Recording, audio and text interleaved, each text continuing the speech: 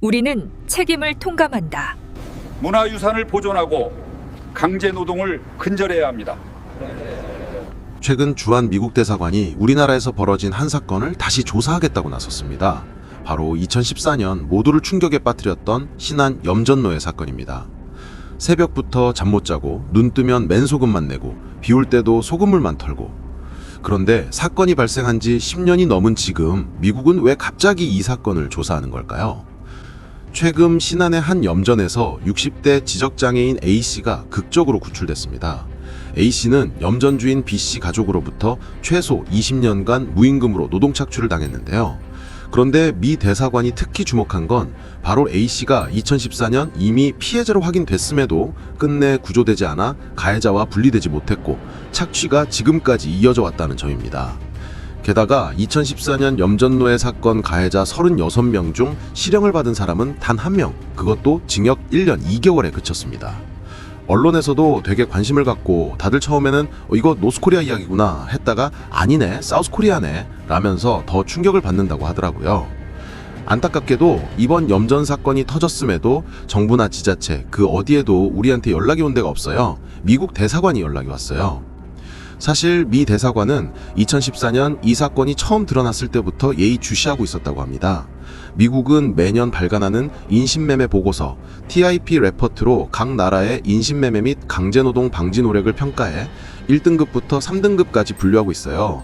계속 모니터링을 하고 있는데 2014년, 2021년, 그리고 2025년에 이르기까지 계속 발생하고 근절이 안 되는 것에 대해 미국도 굉장히 예의주시하고 있었고 왜 이렇게 못 막는지에 대해 의문을 가지고 있었던 것 같습니다.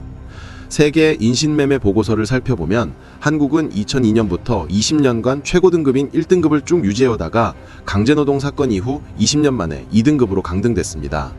이후 개선 의지를 보여 1등급으로 복귀했지만 이번 사건의 여파로 등급이 또다시 강등되는 게 아니냐는 우려의 목소리가 나오는 겁니다. 그렇다면 이 보고서 등급이 왜 중요한 걸까요? 이런 식으로 등급 하락이 반복되면 외교적, 경제적 문제가 발생할 수 있습니다. 이 등급이 떨어지면 한국의 구조적으로 이러한 인권 문제의 대응 역량이 부족하다고 인식될 위험이 있습니다. 특히 해외 기업들이 바로 이런 보고서를 글로벌 공급망 실사, 환경, 사회, 지배구조의 참고자료로 활용하기 때문에 한국 기업들에게 더 많은 자료 제출을 요구하거나 까다로운 ESG 요건을 부과할 수 있어 계약에서 불리한 위치에 설 수도 있습니다. 즉, 이 보고서는 너희 나라랑 얼마나 신뢰하고 거래할지 판단할게 하는 사실상 외교적 압력 도구로 작동하는 셈입니다. 특히 미국 관세국경보호청은 올해 4월 신안 태평염전 제품에 강제노동 의혹이 있다며 수입보류 명령 WRO를 발령하기도 했습니다. 이 조치로 태평염전의 천일염은 강제노동 상품으로 분류되어 미국 수입이 전면 중단됐는데요.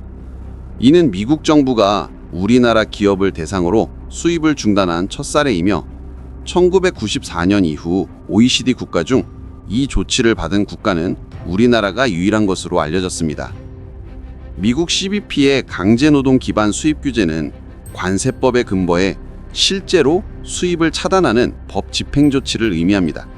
이 제도와 앞서 말한 인신매매 보고서는 미국 차원의 강제노동 근절 전략이라는 큰 틀 속에서 유기적으로 연결된다고 보시면 됩니다. 이에 정부는 미국 천일염 수입금지 조치 해제를 신속히 추진하겠다고 밝혔는데 해당 제품이 강제노동과 무관하다는 사실을 입증해야만 다시 미국 시장에 진출할 수 있다고 합니다. 하지만 태평염전의 구조상 일일이 근로환경을 감독하기 어려운 데다가 최근엔 태평염전 측에서 책임을 통감한다는 이유로 문화유산 지정 말소까지 신청했습니다. 현재 신안군은 태평염전을 설득해 강제노동도 근절하고 문화유산도 지키자고 하고 있는 상황이라고 합니다. 우리나라에서 벌어진 이 인권침해 사건에 대해 오히려 미국 정부가 와서 재발 방지 대책을 고민한다는 게 저는 한국인으로서 너무 부끄럽더라고요. 그냥 감추려고 할 게 아니라 정말 나서서 없애야 되는 게 아닐까요?